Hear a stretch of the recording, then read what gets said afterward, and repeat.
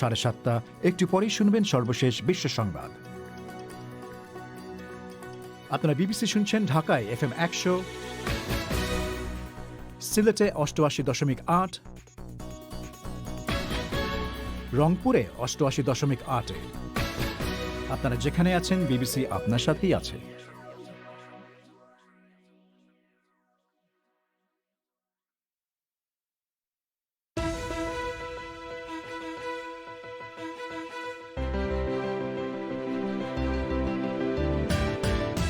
আফগানিস্তানের কাবুলের এক স্কুলে গতকালের হামলায় নিহতের সংখ্যা এখন 50 ছাড়িয়ে গেছে। উন্নত চিকিৎসার জন্য খালেদা জিয়াকে বিদেশ যেতে দেওয়ার অনুরোধ নাকচ করে দিয়েছে বাংলাদেশ সরকার। বাংলাদেশের করোনা ভাইরাস সংক্রমণের ঝুঁকি বিবেচনা করে ঈদের ছুটিতে বাড়ি না যাওয়ার জন্য প্রধানমন্ত্রীর আহ্বান। এই যে আপনারা যে একসাথে যাচ্ছেন, কার যে করোনা ভাইরাস আছে আপনি জানেন না, কিন্তু আপনি সেটা বয়ে নিয়ে যাচ্ছেন আপনার পরিবারের কাছে। আপনি কিন্তু তাকেও সংক্রামিত করবেন, তার জীবনটাও মৃত্যু ঝুঁকিতে ফেলে দেবেন। একটা ঈদে কোথাও না যেয়ে নিজের ঘরে থাকতে কি ক্ষতিটা হয়। ভারতে করোনা ভাইরাসের মারাত্মক সংক্রমণ এখন ছড়িয়ে পড়ছে পল্লী অঞ্চলেও। এসব নিয়েই আজকের প্রবাহ।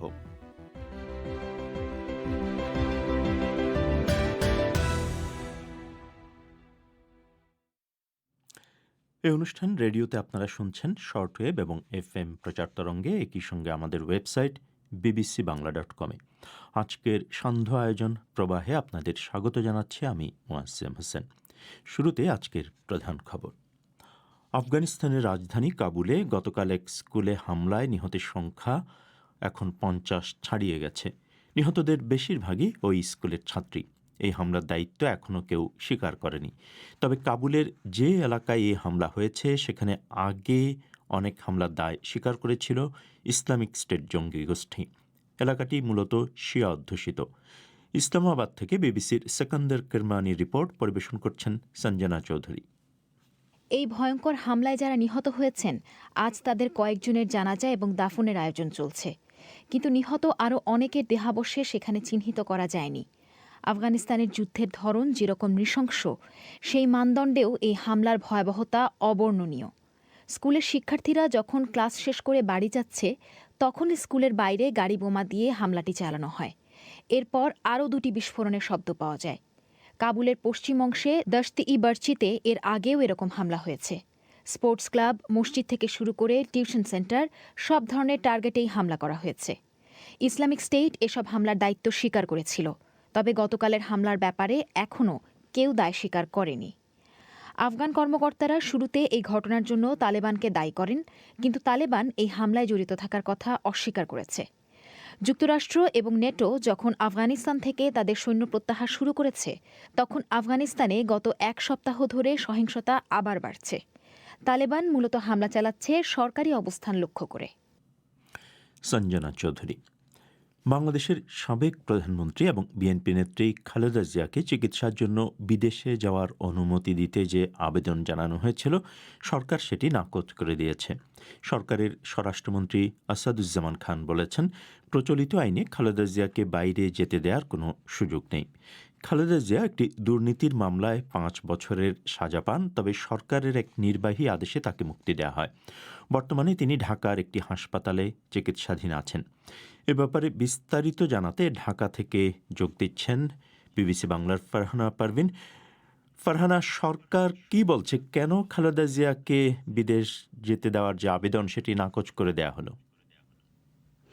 মোয়াজ্জেম, আজ সচিবালয়ে সাংবাদিকদের উদ্দেশ্যে স্বরাষ্ট্রমন্ত্রী আসাদুজ্জামান খান তিনি এই বিষয়টি তুলে ধরেন এবং বিস্তারিত সেখানে তিনি ব্যাখ্যা দেওয়ার চেষ্টা করেন। তিনি বলেছেন যে আইনের 401 ধারার কথা তিনি উল্লেখ করেছেন। তিনি বলেছেন যে এই 401 ধারায় সাজা স্থগিত করে খালেদা জিয়াকে সুবিধা দেওয়া হয়েছে বাসায় থেকে চিকিৎসা নেওয়ার জন্য। সেই একই 401 ধারাতে আবারও তাকে সাজা মওকুফ করে বিদেশে পাঠানোর কোনো অবকাশ এই ধারাতে নেই। সেটাই আইন মন্ত্রণালয় থেকে তাকে জানিয়ে দেওয়া হয়েছে এবং তিনি বলেন যে আইন মন্ত্রণালয় থেকে এই মতামতই দেওয়া হয়েছে। এই কারণে তাদের আবেদন অর্থাৎ যে পরিবারের পক্ষ থেকে খালেদা জিয়ার পরিবারের পক্ষ থেকে যে আবেদনটি করা হয়েছিল সেটি মঞ্জুর করা সম্ভব হচ্ছে না বলে তিনি জানিয়েছেন। স্বরাষ্ট্রমন্ত্রী এই সময় বলেন যে এই সিদ্ধান্তের কথা তাদেরকে এখন জানিয়ে দেওয়া হবে, অর্থাৎ তার পরিবারকে জানিয়ে দেওয়া হবে। এর আগে আপনি জানেন যে খালেদা জিয়ার ভাই শামীম ইস্কান্দার খালেদা জিয়ার চিকিৎসার জন্য বিদেশে নিয়ে যেতে সরকারের অনুমতি চেয়ে আবেদন করেছিলেন এবং করোনা ভাইরাসে আক্রান্ত হয়ে খালেদা জিয়া ঢাকার একটি বেসরকারি হাসপাতালে চিকিৎসাধীনও আছেন। শনিবার খালেদা জিয়ার তৃতীয় দফায় পরীক্ষায় তার করোনা ভাইরাস নেগেটিভ ফলাফল আসে। এই তথ্য দেন তার ব্যক্তিগত চিকিৎসকরা এবং এরপরে এই বিষয়টি আসছে যে তাকে বিদেশে নিয়ে যাওয়া যাবে কিনা। তবে আজকে একটি বিষয় যে এই সাংবাদিকরা যখন সংবাদ সম্মেলন হয় তখন স্বরাষ্ট্রমন্ত্রীকে প্রশ্ন করেছিলেন সেখানে উপস্থিত সাংবাদিকরা যে তার বিষয়টি মানবিক দৃষ্টিকোণ থেকে দেখা হচ্ছে কিনা বা বিবেচনা করা হচ্ছে কিনা। সেই প্রশ্নের উত্তরে মিস্টার খান বলেছেন যে মানবিক দিকটা বিবেচনা করা হয়েছে বলেই এই আইনের কোনো জায়গায় তাকে সুযোগ দেওয়া যায় কিনা সেটা খতিয়ে দেখা হয়েছিল এবং আইনের মধ্যে সেই সুযোগ নাই, সেটাই আইন মন্ত্রণালয় থেকে জানানো হয়েছে। তো বিএনপির তরফ থেকে কি বলা হচ্ছে? সরকার এটি যে নাকচ করে দিল, এখন বিএনপি কি বলছে? মজিম, বিএনপি এখনো পর্যন্ত কোনো দল থেকে কোনো আনুষ্ঠানিক বক্তব্য দেওয়া হয়নি এবং পরিবার থেকে যেহেতু আবেদন করা হয়েছিল পরিবারের পক্ষ থেকেও কোনো কথা বলা হয়নি। তবে আমি দলের একাধিক নেতার সাথে যোগাযোগ করেছি, তারা যেটি জানিয়েছেন যে আর কিছুক্ষণ পর হয়তোবা 8টার পরে তারা খালেদা জিয়ার সাথে দেখা করবেন দলটির মহাসচিব মির্জা ফখরুল ইসলাম আলমগীর এবং সেখানে বিএনপি চেয়ারপারসনের সাথে তার কথাবার্তা হবে এবং এরপরেই তারা সাংবাদিকদেরকে সেখানে জানাবেন পরবর্তী তাদের যে আনুষ্ঠানিক প্রতিক্রিয়া বা বক্তব্য সেটি তারা জানাবেন বলে জানা যাচ্ছে। ফারহানা, আপনাকে অনেক ধন্যবাদ। ঢাকা স্টুডিও থেকে বলছিলেন বিবিসির ফারহানা পারভিন। বাংলাদেশের প্রধানমন্ত্রী শেখ হাসিনা করোনা ভাইরাস সংক্রমণের ঝুঁকি বিবেচনা করে ঈদের ছুটি কাটাতে বাড়ি না যাওয়ার জন্য সবার প্রতি আহ্বান জানিয়েছেন। কিন্তু সর্বাত্মক লকডাউনের মধ্যেই হাজার হাজার মানুষ নানা ধরনের যানবাহন ব্যবহার করে বাড়ি যাওয়ার জন্য মরিয়া চেষ্টা চালাচ্ছেন। ঘরমুখী মানুষের জনস্রোত ঠেকাতে আজ ফেরিঘাটগুলোতে বিজিবি মোতায়েন করা হয়েছে, তবে তাদের দিক থেকে কাউকে বাধা দেওয়ার চেষ্টা সেভাবে চোখে পড়ছে না। এ বিষয়ে বিস্তারিত শুনুন ঢাকা থেকে শাহনাজ পারভিনের রিপোর্টে। ঢাকার গাবতলী ব্রিজের কাছে ছোট বড় ব্যাগ কাঁধে নিয়ে হেঁটে যাওয়া মানুষের মিছিল দেখা যাচ্ছে গত কয়েকদিন ধরেই। আজও তার ব্যতিক্রম নেই। প্রাইভেট কার অথবা মাইক্রোবাস যেতে দেখলেই হাত তুলছেন অনেকে, কোনোটি দাঁড়িয়ে গেলে তার পাশে ভিড় করছেন তারা। ছোট লাগেজ কাঁধে নিয়ে ব্রিজের কাছে দাঁড়িয়েছিলেন যশোরগামী একজন। দৌলতদিয়া ঘাট পর্যন্ত যাব কাটা গাড়িতে, যাই ওখান থেকে ঘাট পার হয়ে তারপরে আবার কাটা গাড়িতে আমাকে ভেঙে ভেঙে যেতে হবে। কাটা গাড়ি বলতে কি বোঝায়? ওই ইজি বাইক, ছোট মোটরসাইকেল কিংবা ট্যাক্সি ম্যাক্সি যা পাই আর কি, সেইভাবে আস্তে আস্তে আমাকে যে পর্যন্ত যাই আগতি থাকবো। উদ্দেশ্য আছে যশোরের দিকে আগতি থাকবো, যত দূর আগতি পারি আর কি।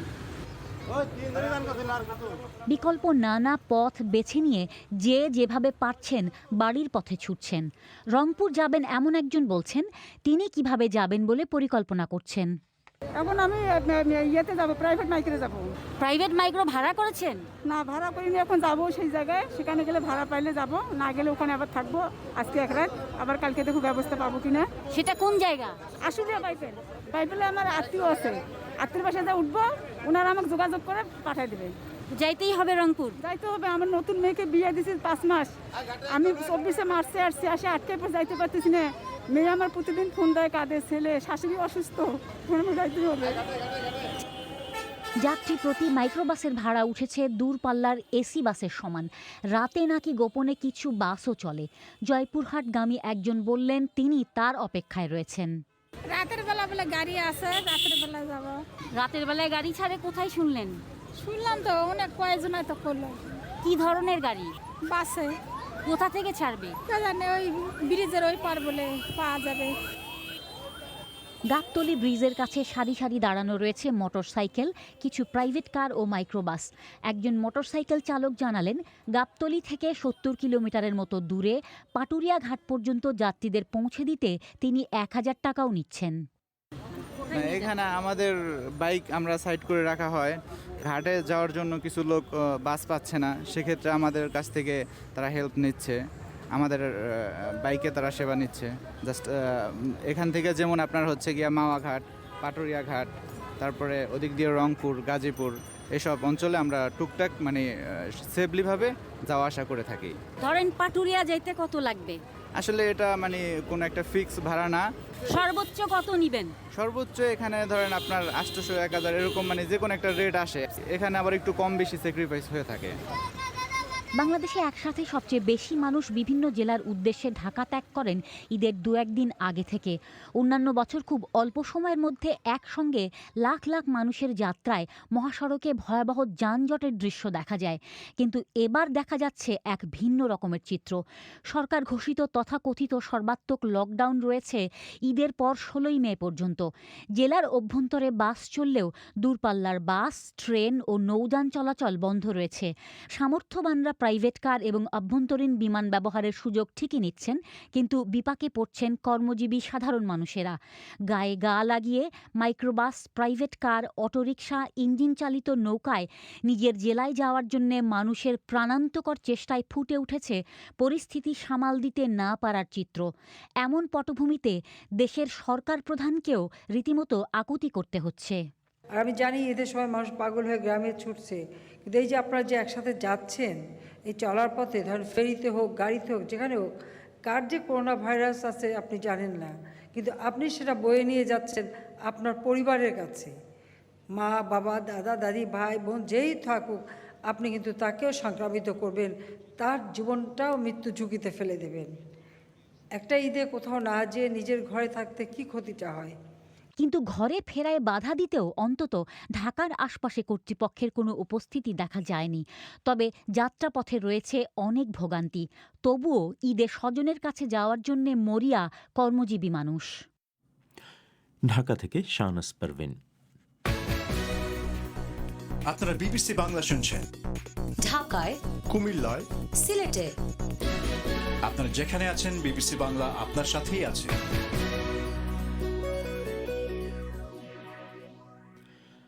ভারতে গত 24 ঘন্টার মধ্যে কোভিড টেস্টে ধরা পড়া নতুন সংক্রমণ আবারও 4 লাখ ছাড়িয়ে গেছে।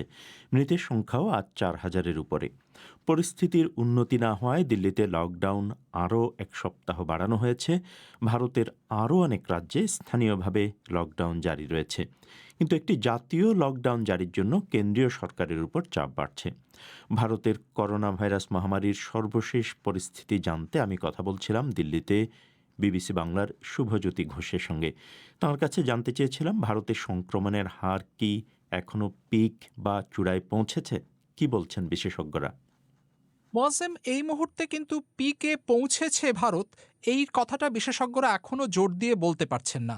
এপিডেমিওলজির যে মডেলগুলো নিয়ে কাজ হচ্ছে সেগুলো সবগুলোই মোটামুটি পূর্বাভাস করেছে যে মের মাঝামাঝি 2য় বা 3য় সপ্তাহ নাগাদ হয়তো ভারত এই দফায় সেকেন্ড ওয়েভে সংক্রমণের শিখরে বা পিকে পৌঁছবে, এমনটাই বলা হয়েছে। এবং সেই সময় হয়তো 5 লাখ বা তারও বেশি দৈনিক কেস শনাক্ত হবে, এমনটাই আশঙ্কা করা হচ্ছে।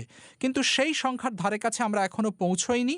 এই মুহূর্তে যেমনটা আপনি বলছিলেন যে এই সপ্তাহে, চলতি সপ্তাহে 5 দিন 4 লাখ দৈনিক কেস অতিক্রম করেছে এবং সংখ্যাটা 4 লাখের কিছু ওপরেই ঘোরাফেরা করছে। বৃহস্পতিবার যেমন ছিল সর্বোচ্চ 4,12,000-এর কিছু বেশি, আজ সেই সংখ্যাটা 4,03,000-এর মতো, এই আশেপাশেই ঘোরাফেরা করছে। কিন্তু শিখরে পৌঁছেছে এই কথাটা কিন্তু এখনও নিশ্চিতভাবে এই মুহূর্তে বলা যাচ্ছে না। আরেকটা যেটা চিন্তার বিষয় সেটা হচ্ছে মৃত্যুর সংখ্যা। মৃত্যুর সংখ্যা শনিবার ছিল সর্বোচ্চ 24 ঘন্টার মধ্যে।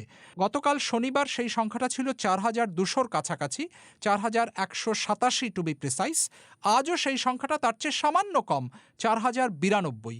মৃত্যুর সংখ্যাটাও ক্রমশ বাড়ছে এবং এটা থেকে, এই দুটো ঊর্ধ্বমুখী প্রবণতা থেকে যেটা মনে হচ্ছে যে ভারতের সংক্রমণের গ্রাফ কিন্তু এখনও পিকের দিকে এগোচ্ছে, পিকে পৌঁছয়নি।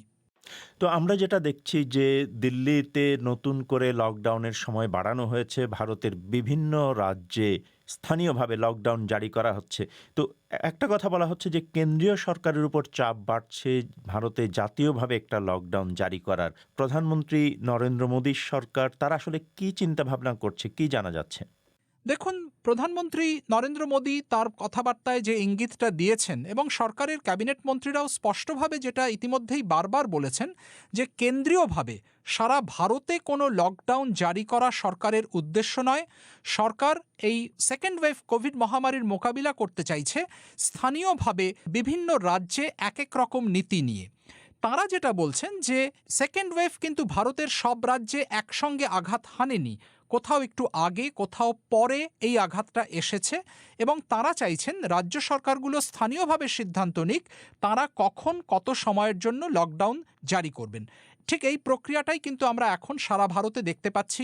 এর আগে যেমন কেরালা, কর্ণাটক, মহারাষ্ট্র ইত্যাদি বিভিন্ন রাজ্যে লকডাউন হয়েছে, মুম্বাইতে লকডাউন হয়েছে, এখনও চলছে, দিল্লিতে লকডাউন জারি হয়েছে 2 সপ্তাহ হয়ে গেল এবং আজ মুখ্যমন্ত্রী অরবিন্দ কেজরিওয়াল জানিয়েছেন সেই দিল্লির লকডাউন আরও 1 সপ্তাহের জন্য এক্সটেন্ড করা হবে, সম্প্রসারিত করা হবে এবং সেটা হবে আরও কড়া।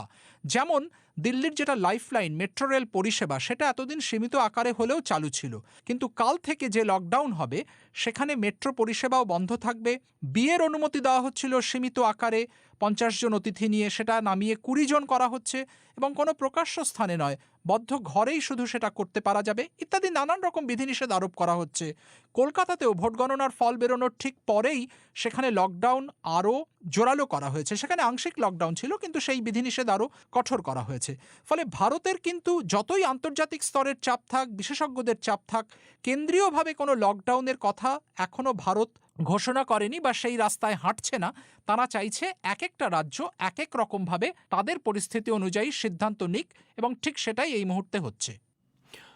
আমি কথা বলছিলাম দিল্লিতে বিবিসি বাংলার শুভজ্যোতি ঘোষের সঙ্গে। এদিকে কোভিডে বিধ্বস্ত ভারতে একের পর এক প্রধান শহরে লকডাউন জারি হওয়ার পর বিপুল সংখ্যক অভিবাসী শ্রমিক বাধ্য হয়ে পাড়ি দিয়েছেন নিজেদের গ্রামে, আর মহামারীর সেকেন্ড ওয়েভ এখন থাবা বসিয়েছে গ্রামীণ ভারতেও। কিন্তু গ্রামেগঞ্জের হাসপাতাল বা স্বাস্থ্যকেন্দ্রগুলোতে কোভিড রোগীদের চিকিৎসার কোনো সরঞ্জাম বা অবকাঠামো নেই বললেই চলে। ফলে এই অভূতপূর্ব সংকট সামাল দিতে গ্রামীণ ভারত বিপর্যয়ে একরকম দিশেহারা। উত্তরপ্রদেশের জৌনপুর জেলায় এমন কয়েকটি গ্রামে গিয়ে বিবিসির টিম কী পরিস্থিতি দেখতে পেয়েছে তা নিয়ে একটি বিস্তারিত রিপোর্ট শুনবেন এই অনুষ্ঠানেই একটু পরে। এবারে আজকের বাদবাকি বিশ্ব সংবাদ মিজানুর রহমান খানের কাছে। চীনের একটি রকেটকে অনিয়ন্ত্রিতভাবে পৃথিবীতে ফিরতে দেওয়ার সমালোচনা করেছে আমেরিকার মহাকাশ সংস্থা নাসা। রকেটটির ধ্বংসাবশেষ ছড়িয়ে পড়েছে ভারত মহাসাগরে। নাসা বলছে চীন দায়িত্বশীল মানদণ্ড মানতে ব্যর্থ হয়েছে। রকেটটি পৃথিবীর বায়ুমণ্ডলে প্রবেশ করে আরব উপদ্বীপের উপর দিয়ে, সেখানেই রকেটটির বেশিরভাগ অংশ পুড়ে ধ্বংস হয়ে যায়। নাৎসি জার্মানির পরাজয়ের ৭৬তম বার্ষিকী স্মরণে মস্কোয় আয়োজিত প্রথাগত বিজয় দিবসের কুচকাওয়াজ পরিদর্শন করেছেন প্রেসিডেন্ট পুতিন। ১২,০০০-এর উপর সেনা সদস্যদের উদ্দেশ্যে এক ভাষণে তিনি বলেন যে রাশিয়া তার জাতীয় স্বার্থ রক্ষায় দৃঢ় প্রতিজ্ঞ। মস্কোর রেড স্কোয়ারে বর্ণাঢ্য এই অনুষ্ঠানে অংশ নিয়েছে বিশাল সংখ্যক সাজোয়া বহর, বিমান ও অস্ত্রসজ্জিত বহর। ইসরায়েলের প্রধানমন্ত্রী বেনিয়ামিন নেতানিয়াহু জেরুজালেমে দুরাত ধরে চলা সহিংসতা মোকাবেলায় তার পদক্ষেপের পক্ষে যুক্তি দিয়ে বলেছেন, শান্তি ও শৃঙ্খলার প্রতি হুমকি বরদাস্ত করা হবে না। আল আকসা মসজিদ এবং পুরনো শহরের চারপাশে পুলিশের সাথে সংঘর্ষে আহত হয়েছে কয়েকশো ফিলিস্তিনি। পূর্ব জেরুজালেমে ইহুদিদের দাবি করা বিতর্কিত এলাকা থেকে ফিলিস্তিনিদের উচ্ছেদের সম্ভাবনাকে ঘিরে সেখানে অসন্তোষ দানা বাঁধছিল। দক্ষিণ সুদানের প্রেসিডেন্ট সালভা কির পার্লামেন্ট ভেঙে দিয়েছেন। এর ফলে 5 বছরের গৃহযুদ্ধে তার বিরোধীদের পক্ষ থেকে এমপি নিয়োগ দেওয়ার সুযোগ তৈরি হয়েছে। 2018 সালে শান্তি চুক্তি অনুযায়ী প্রেসিডেন্টের সাবেক শত্রু রিক মাচারের দলের লোকজনকে পার্লামেন্টের 25% সিট দিতে হবে। মালদ্বীপে পার্লামেন্ট স্পিকার এবং সাবেক প্রেসিডেন্ট মোহাম্মদ নাশিদকে হত্যার চেষ্টার সাথে জড়িত সন্দেহে পুলিশ আরও একজনকে গ্রেফতার করেছে। পুলিশ ধারণা করছে তৃতীয় এই লোকটি প্রধান সন্দেহভাজন। এ নিয়ে মোট 3 জনকে আটক করা হলো। বৃহস্পতিবার বাড়ি থেকে বেরিয়ে গাড়ির দিকে এগোনোর সময় মিস্টার নাশিদের উপর হামলা চালানো হয়। স্কটল্যান্ডের পুনর্নির্বাচিত মুখ্যমন্ত্রী নিকোলাস স্টার্জন হুঁশিয়ার করেছেন, গণতান্ত্রিক উপায়ে স্কটল্যান্ডের স্বাধীনতার পথ বন্ধ করলে তার ভয়াবহ পরিণতি হবে। বিবিসির সাথে এক সাক্ষাৎকারে তিনি বলেন, স্বাধীনতার জন্যে কোনো গণভোটের সিদ্ধান্ত আটকাতে যদি ব্রিটিশ সরকার আদালতে যায়, সেটা হবে অবাস্তব একটি পদক্ষেপ। মিস স্টার্জনের স্কটিশ ন্যাশনাল পার্টি বা এসএনপি এ নিয়ে টানা চতুর্থবারের মতো স্কটল্যান্ডের ক্ষমতা পেল। বিশ্ব সংবাদ শুনছিলেন মিজানুর রহমান খানের কাছে। এবারে আজকের খেলার খবর।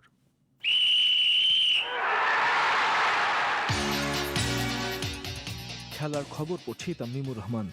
ক্রিকেটারদের করোনা পরীক্ষার রিপোর্ট নেগেটিভ আসার শর্তে স্বাস্থ্য অধিদপ্তরের বিশেষ অনুমতি সাপেক্ষে 14 দিনের কোয়ারেন্টাইন শেষ না করেই অনুশীলনে যোগ দিয়েছেন শ্রীলঙ্কা ফেরত বাংলাদেশ দলের ক্রিকেটাররা।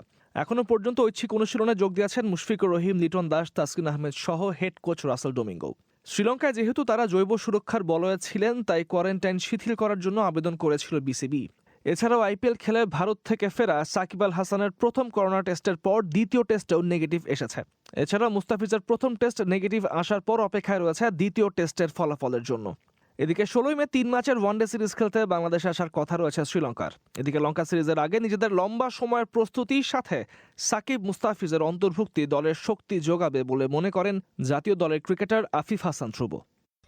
নিউজিল্যান্ডে আমাদের টিম ওয়াইজ ওভারঅল ফিল্ডিংটা তেমন একটা ভালো হয়নি, বাট আমরা আমাদের প্রিপারেশনটা খুব ভালোভাবে নিচ্ছি। প্রত্যেকদিন প্র্যাকটিস শেষে আমাদের ফিল্ডিং সেশন থাকতেছে, তো ওখানে চেষ্টা করছি যাতে ভালো কিছু শিখতে পারে ম্যাচে, যাতে এরকম মিস্টেকগুলি আর না হয়।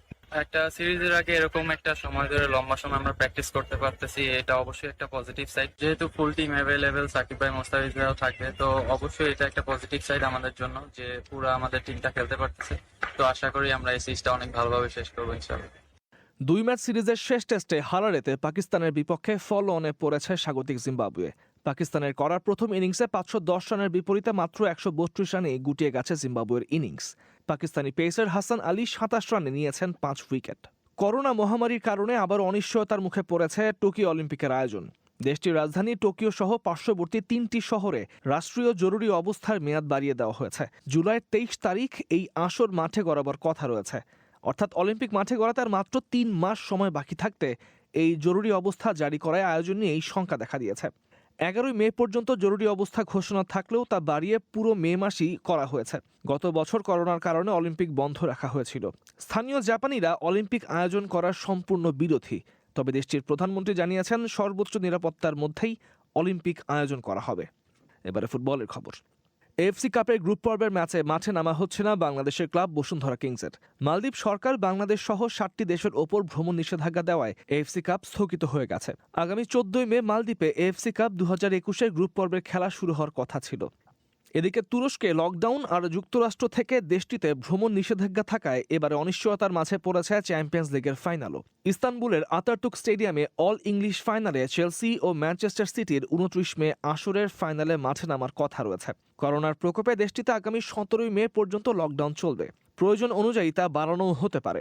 তবে নির্ধারিত ভেন্যুতেই ম্যাচ আয়োজনে এখনও অনড় অবস্থানে রয়েছে উয়েফা।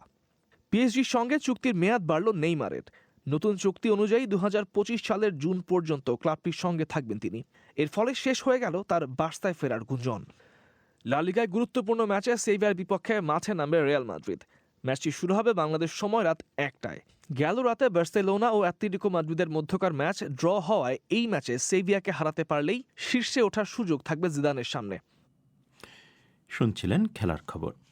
অনুষ্ঠানের এই পর্যায়ে আপনাদের আবারও মনে করিয়ে দেই আজকের সংবাদ শিরোনাম। আফগানিস্তানের রাজধানী কাবুলে গতকাল এক স্কুলে হামলায় নিহতের সংখ্যা এখন 50 ছাড়িয়ে গেছে। নিহতদের বেশিরভাগই ওই স্কুলের ছাত্রী। এই হামলার দায়িত্ব এখনও পর্যন্ত কেউ স্বীকার করেনি। বাংলাদেশের প্রধানমন্ত্রী শেখ হাসিনা করোনা ভাইরাস সংক্রমণের ঝুঁকি বিবেচনা করে ঈদের ছুটি কাটাতে বাড়ি না যাওয়ার জন্য সবার প্রতি আহ্বান জানিয়েছেন। কিন্তু সর্বাত্মক লকডাউনের মধ্যেই হাজার হাজার মানুষ ঢাকা থেকে নানা ধরনের যানবাহন ব্যবহার করে বাড়ি যাওয়ার জন্য মরিয়া চেষ্টা চালাচ্ছেন।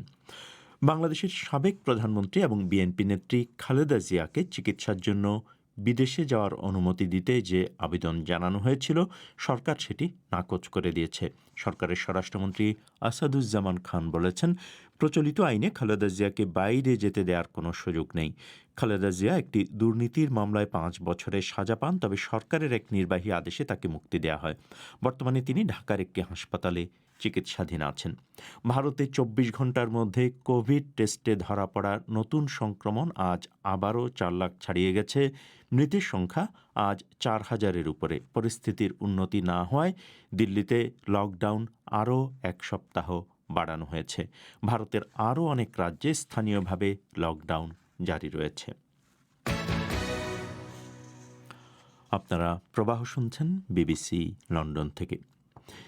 ভারতের কোভিড বিধ্বস্ত বিভিন্ন শহরে একের পর এক লকডাউন জারি হওয়ার পর বিপুল সংখ্যক অভিবাসী শ্রমিক বাধ্য হয়ে পাড়ি দিয়েছেন নিজেদের গ্রামে। আর মহামারীর সেকেন্ড ওয়েভ এখন থাবা বসিয়েছে গ্রামীণ ভারতেও। কিন্তু গ্রামেগঞ্জের হাসপাতাল বা স্বাস্থ্য কেন্দ্রগুলোতে কোভিড রোগীদের চিকিৎসার কোনো সরঞ্জাম বা অবকাঠামো নেই বললেই চলে। ফলে এই অভূতপূর্ব সংকট সামাল দিতে গ্রামীণ ভারত বিপর্যয়ে একরকম দিশেহারা।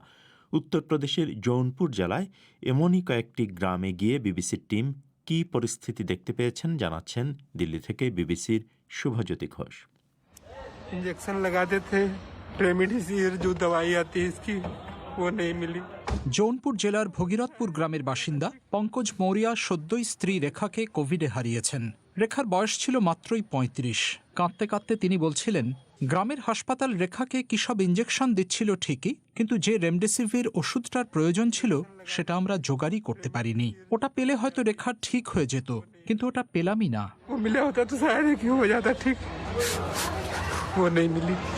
জৌনপুর উত্তরপ্রদেশের রাজধানী লখনৌ থেকে 150 মাইলের ভেতরে। প্রধানমন্ত্রীর সংসদীয় কেন্দ্র বারাণসী থেকেও দূরত্ব 50 মাইলের মধ্যেই। এটা ভারতের সেই হিন্টারল্যান্ডের অংশ যেখানে হাজার হাজার শ্রমিক মেট্রো শহরগুলো থেকে ফিরে এসেছেন এবং যথারীতি মহামারীর ধাক্কা সেখানেও আছড়ে পড়েছে।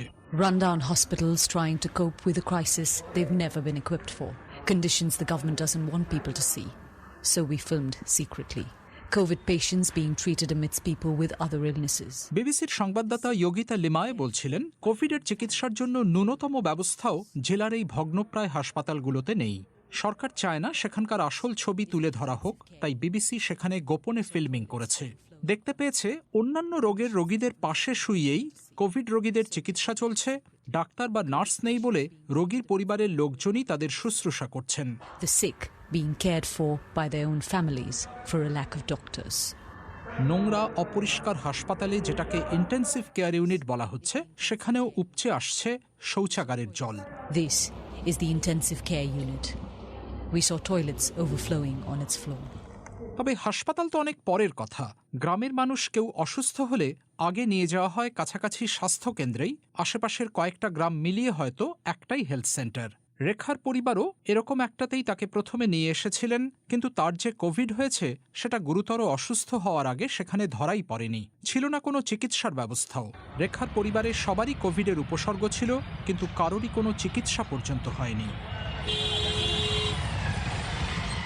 प्रधानमंत्री वहाँ से क्या कर रहे हैं वो तो केवल टीवी देखने के लिए है, लेकिन यहाँ गांव में और कोई आ रहा है कुछ कर रहा है कि नहीं, वो तो हम लोग देख रहे हैं कि यहाँ तो कुछ नहीं हो रहा है। ভগীরথপুর গ্রামের মানুষ যথারীতি ক্ষুব্ধ। প্রধানমন্ত্রীর কাজ কি শুধু টিভিতে মুখ দেখানো? প্রশ্ন তুলছেন তারা।